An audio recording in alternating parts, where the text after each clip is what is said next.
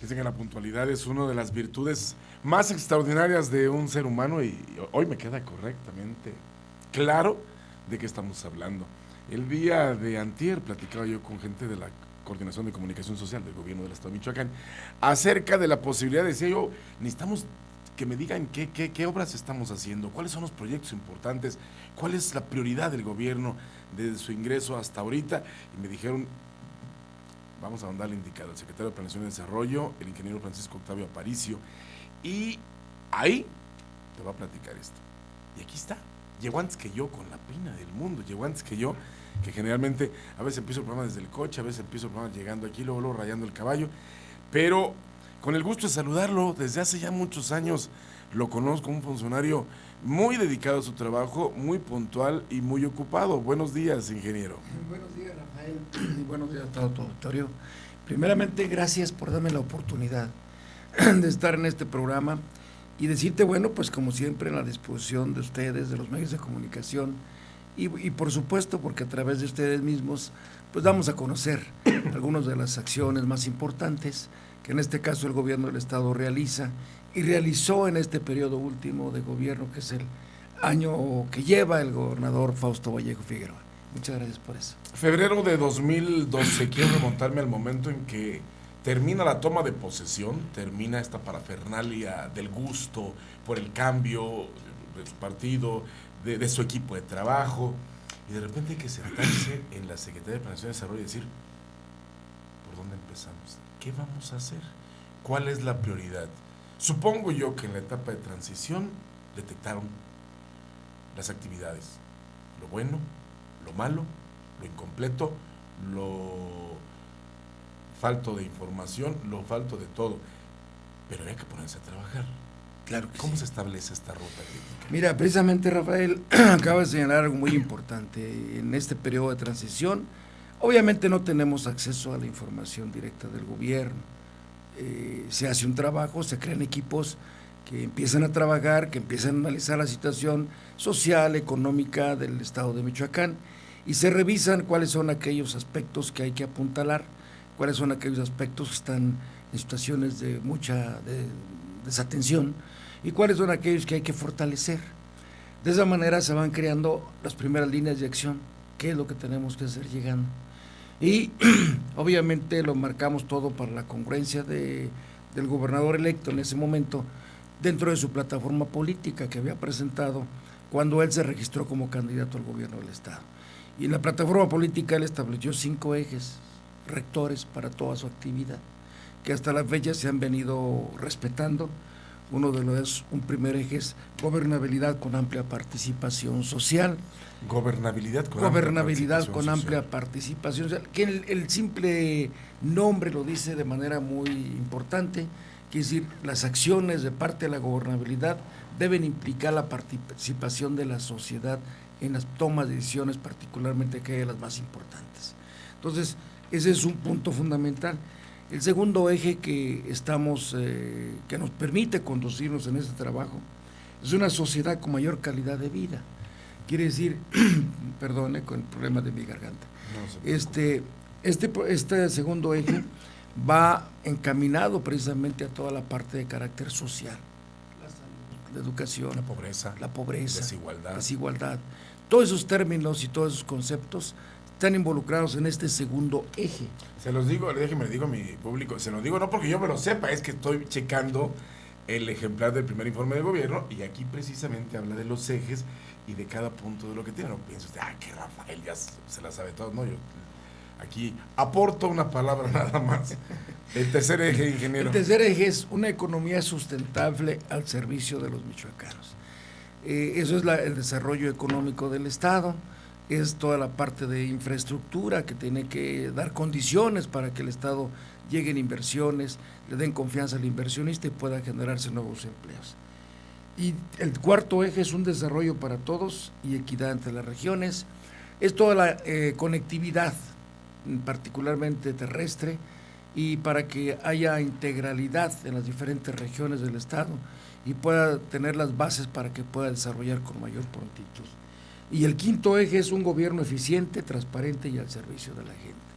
Este último eje se refiere a lo que el gobernador durante toda su campaña pues ha venido manifestando, que su gobierno va a ser y será y es un gobierno honesto, un gobierno abierto, un gobierno que no tendrá cosas oscuras, sino que será transparente, que la gente conozca lo que se hace y lo que no se hace y la situación como tenemos ahí. Este punto último creo que fue el que nos ocupó un poco más al inicio del gobierno, porque al llegar, pues repito, antes no sabíamos, entendíamos que había problemas de carácter financiero, pero no teníamos cuantificado cuánto y hasta dónde.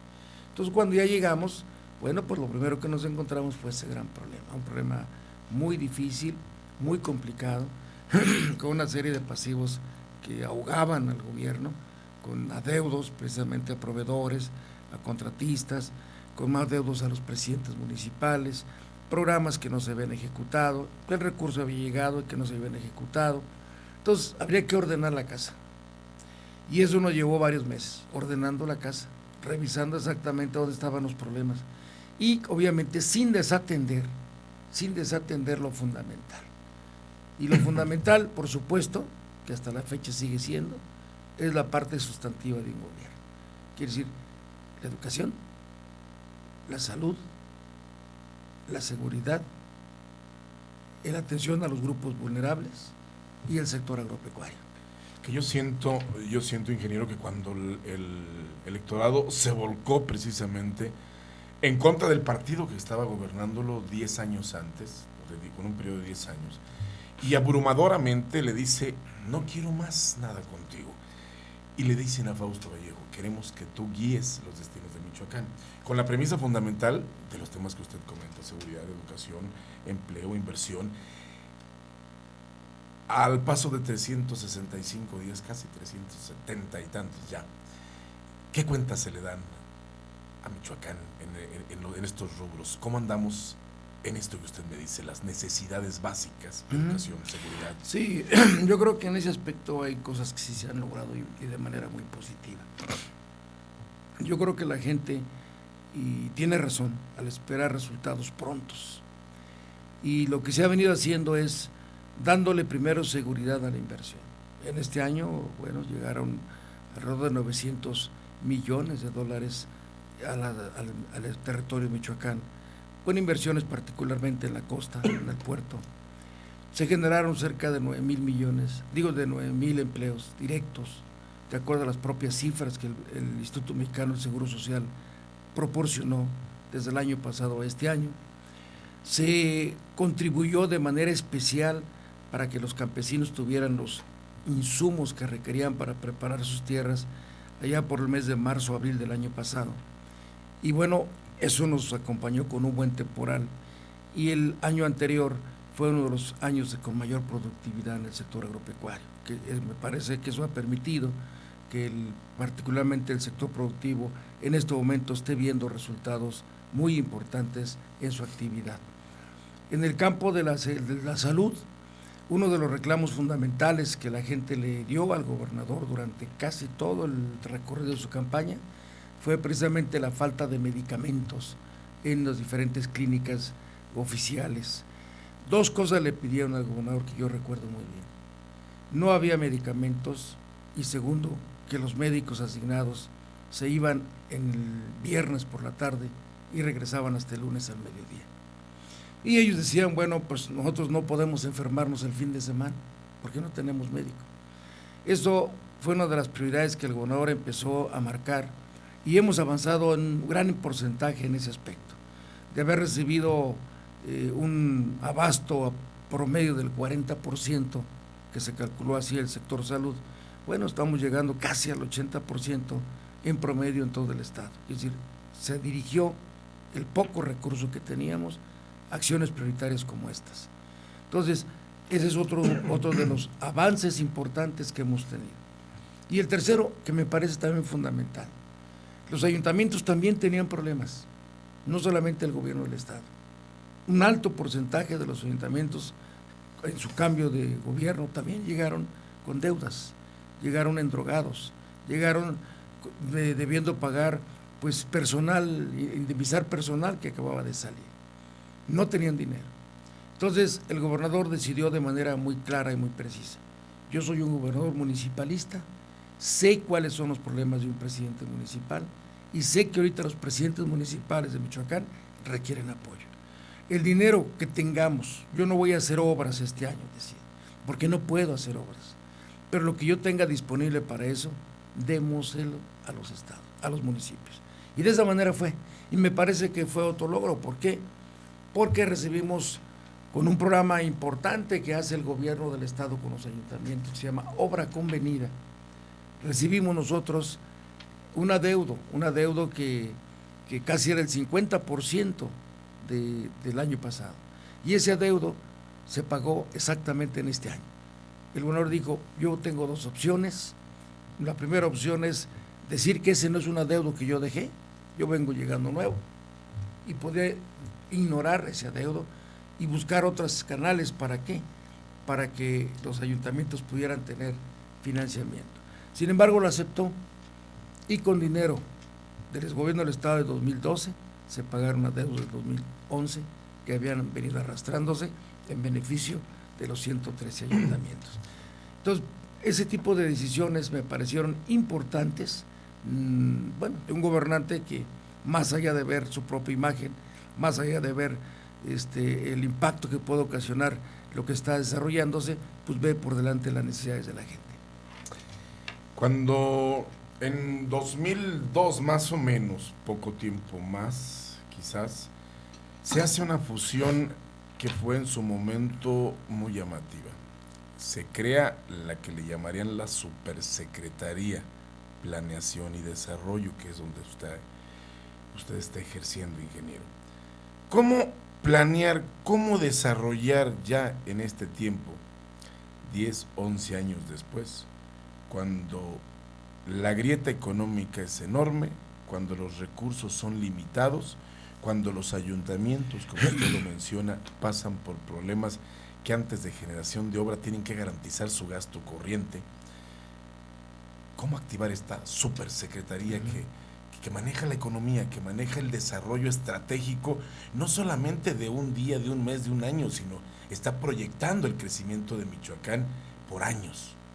Sí, yo creo que lo primero que tiene que hacerse es que la planeación no se debe hacer atrás de un escritorio. La planeación tiene que hacerse con la participación de todos los actores de la sociedad del Estado. Y así se hizo. Quiere decir, hubo reuniones internas, primero del sector central, con el sector federal, y después se abrió a la ciudadanía en los foros de consulta. De tal manera que el Plan de Desarrollo Integral del Estado de Michoacán es producto de las necesidades de toda la gente, de todas las regiones, primero. Segundo, obviamente que la gente pide, y pide mucho, no porque pida mucho, porque tiene muchas necesidades. Pero la responsabilidad de quienes estamos al frente de la planeación es ir definiendo hasta dónde se puede hacer, hasta cuánto podemos llegar. Y entonces, ser una planeación realista, no irnos más allá de lo que pudiéramos lograr. Y obviamente en ese momento ya sabíamos cuál era nuestro problema fundamental, el problema financiero. Ahí yo quisiera comentar algo muy importante. Primero, la participación de los presidentes municipales, la participación de la sociedad civil organizada, la participación de la academia y la participación de los productores agropecuarios fue fundamental para la conformación del plan. El plan de desarrollo también tiene como guía los 5 ejes rectores que estoy señalando. Y si alguien lee el documento que hoy presentó hace unos días el gobernador, que fue su primer informe de gobierno, y el primer informe de gobierno está alineado al plan de gobierno. Quiere decir, si usted lo acaba de mencionar hace un momento, don Rafael, vio una hoja aquí a la entrada del documento y dice, sí, aquí estoy leyendo los ejes rectores. ¿Por qué? Porque todo lo que se hizo para abonar en el camino de cada eje está en el plan. Está en el plan y está en el informe. Es decir, el gobernador está diciendo, para poder contribuir a la gobernabilidad con amplia participación social, este año hicimos esto y esto. Para poder avanzar en el eje rector de una sociedad con mayor calidad de vida, este año que acaba de terminar, hicimos esto, más esto, más esto, más esto. Y eso está en su informe. Es decir, las acciones fundamentales que se realizaron para ir avanzando en estos ejes, también está en el primer informe de gobierno. Obviamente, ahorita hay prioridades también importantes. El control de la deuda es una de las prioridades fundamentales. O diríamos, el saneamiento financiero del Estado es uno de los objetivos fundamentales. Sin el saneamiento financiero, la viabilidad de desarrollo del Estado es muy complicado, es muy difícil. El gobernador tenía dos opciones: o continuar con la espiral de endeudamiento del Estado, ese es un camino, o tratar de restringir gastos, optimizarlos, reducirlos, para tratar de controlar y contener ese endeudamiento. Él ha decidido por la segunda opción, y me parece correcta y muy seria, porque si no hubiera sido así, tal vez en este momento estaríamos ya, el propio gobierno, pidiéndole al Congreso, pues seguramente una autorización de otro endeudamiento mayor. Y seguramente este año estaríamos pidiendo uno o dos más. De tal manera que íbamos a llegar muy rápido a la insolvencia económica del Estado, a la quiebra económica total de este Estado, que para nadie nos conviene, y menos para todos los habitantes de este Estado de Michoacán. Yo creo que el gobernador por eso ha venido conteniendo eso. Se espera pues que en este año prácticamente estemos saliendo del problema. Todavía no salimos, todavía seguimos arrastrando déficit de años pasados. Pretendemos que este año pudiéramos prácticamente limpiar esos déficits para que a partir del 2014 ya las finanzas del Estado estén en otra situación más favorable. No es lo mismo ser un apagafuegos que ser un constructor, un generador de obras. Prácticamente 2012, 2013 se va a dedicar a la puesta en marcha de un gobierno que pueda generar. Debe ser complicado, por ejemplo, con un periodo tan corto, que no llega ni a los 4 años, el llevarse más del 50% en limpiar la casa para después darle su adornadita. Por supuesto, hay que trazar objetivos muy definidos y muy claros. En esto, saben ustedes que no van a ser obras de relumbrón, será imposible, pero habrá seguramente prioridades en cuanto al crecimiento y desarrollo.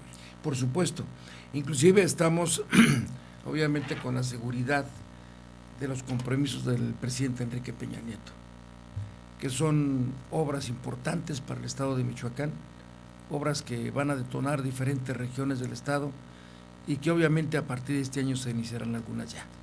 Y me parece que eso es las obras que van a trascender en el Estado.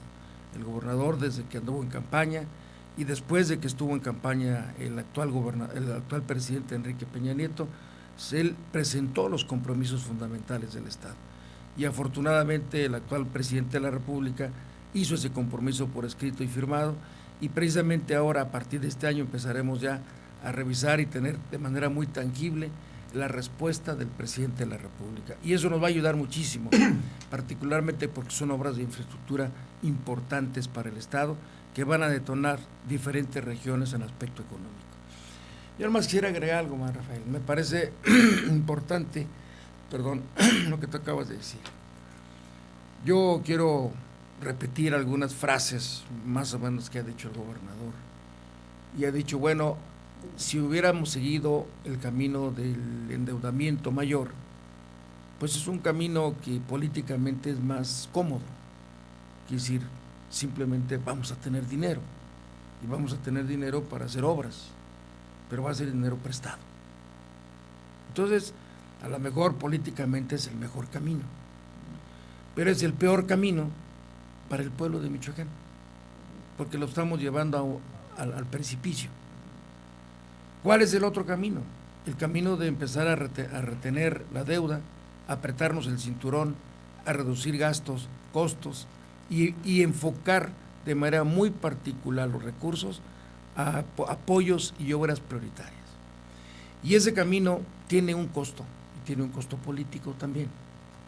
Dice, bueno, pues yo asumo esa responsabilidad de ese costo político y espero que el pueblo de Michoacán me pudiera entender en los próximos 1 año o 2 años de que la decisión que hemos tomado es la mejor. Y en eso se le está apostando. Se le está apostando para que las decisiones que se hayan tomado, el propio pueblo de Michoacán los vaya valorando y las valore en su momento. Y queremos que Michoacán en estos 3 años o 2 años y 8 meses que quedan, pudiéramos darle un estado solvente, un estado que retome el camino, retome el orden y obviamente vuelva a tener suficiencia presupuestal para seguir haciendo las obras que requiere. Esto es muy importante. Si me permiten, yo sé que está muy ocupado, pero me gustaría una última pregunta, nada más entonces. Ayer hablaba el gobernador de reducir 5% los salarios de los funcionarios de primer nivel. La reducción del gasto corriente quizás pudiera establecerse también en el control de los vehículos, en las giras, en el uso de los instrumentos que generalmente apoyan, pero que se pueden a veces reducir, como son las gasolinas, los celulares y algunos personales de apoyo que pudieran también generar un costo elevado de administración. La instrucción del gobernador en este tema en cuanto a el funcionamiento de cada secretaría, de cada dirección, de cada departamento. Sí, efectivamente ya está en los próximos días. Él lo anunció en su informe. Va a salir ya el acuerdo de austeridad que va a regir ya no solamente para 1 año, va a regir para este año y los próximos 2 años más. Y este acuerdo de austeridad marca algunas cosas de las que ha señalado Rafael. Marca una reducción del 5% a los salarios que se tienen las dependencias, los titulares de las dependencias, obviamente como una muestra también y un esfuerzo que hace o que vamos a hacer los servidores públicos para darle el mensaje hacia la ciudadanía que obviamente estamos en la disposición de sacrificar algo para que las cosas vayan mejorando. Obviamente se tiene, como lo acabas de señalar, se tiene contemplado que a determinada hora del día, desde las 8 de la mañana hasta las 5 de la tarde, será la hora normal de trabajo, que es la hora normal que tienen pues todos los trabajadores sindicalizados, y que aquellos que tenemos responsabilidades de carácter ejecutivo, pues solamente nos quedemos aquellos que tengamos esa necesidad de trabajar. Y vamos a ahorrar en la luz, vamos a ahorrar en los servicios básicos, teléfono, se restringirán las llamadas de larga distancia, obviamente se nulificará el uso y el pago de celulares, solamente habrá algunas áreas que obviamente por su naturaleza no se pueden quitar, llámese Procuraduría, llámese sector salud, o llámese también la propia seguridad pública. Ellos obviamente por necesidades de trabajo no se pueden estar incomunicados, ellos sí tendrán, pero todos los demás no tendremos esa posibilidad. Se tendrá que reducir el uso de los vehículos oficiales no deberán estar sábados y domingos en manos de los funcionarios, tendrán que estar encerrados. O de las esposas de los funcionarios yendo al mercado, yendo como en muchos casos sucede, y eso no lo vamos a tapar eso con un dedo. Pues todo eso se tiene que corregir. Hay que seguir poniendo orden. Estamos en una etapa en donde nos obliga a tener ese orden. Queremos un estado mejor en los próximos años, hagamos lo que tengamos que hacer ahora. No dejemos que alguien venga a hacer lo que nosotros dejemos de hacer. Creo que esa es la parte fundamental de este acuerdo de austeridad. Entre otros aspectos, por supuesto hay varios, hay que revisar también las funciones que desempeñamos cada uno, el personal que desempeña en nuestras áreas. Obviamente no se tiene y no se va a tocar al personal sindicalizado, pero sí se le va a buscar la manera de que se optimice su trabajo. Y al personal que no está sindicalizado, pues tendrá que hacer un análisis realmente y tratar de aprovechar al máximo el potencial que tenemos, el potencial humano. Eso es lo fundamental que se va a realizar. Ingeniero, más claro ni el agua, me parece que hay puntos importantes. El seguimiento de la estrategia diseñada al principio como parte de las promesas de campaña, la austeridad en el manejo del gobierno, la correcta y eficiente programación del dinero, la estabilidad económica que se pretende, y me llama mucho la atención esto. 2 caminos tiene Michoacán: el endeudamiento y generación de obras a costo del futuro, o el asentamiento económico y las obras que sean necesarias y que no engrosen un número que solamente beneficia a los bancos y afecta también al pueblo de Michoacán. Ingeniero, le agradezco yo su visita el día de hoy. Ha sido muy ilustrativa. Yo espero que pronto lo tengamos de nuevo. Con mucho gusto. Para platicar de esto y más cosas. A lo mejor ya yéndonos por regiones, ¿no? Yéndonos a la costa, yéndonos a algunas cosas. De manera muy especial, dado que esto es algo muy extenso.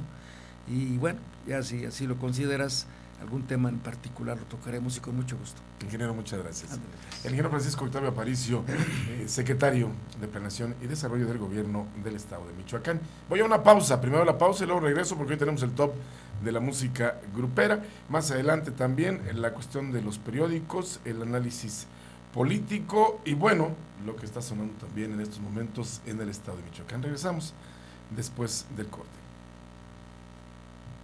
Cumpliendo nuestros compromisos, iniciamos el programa Contigo, que aprovecha recursos y llega a más de 80,000 michoacanos. Apoyamos al campo con la operación de centrales de maquinaria que benefician a 17,000 productores. Y cumplimos con las madres solteras, destinando 39 millones de pesos para la construcción de guarderías. Primer informe de gobierno.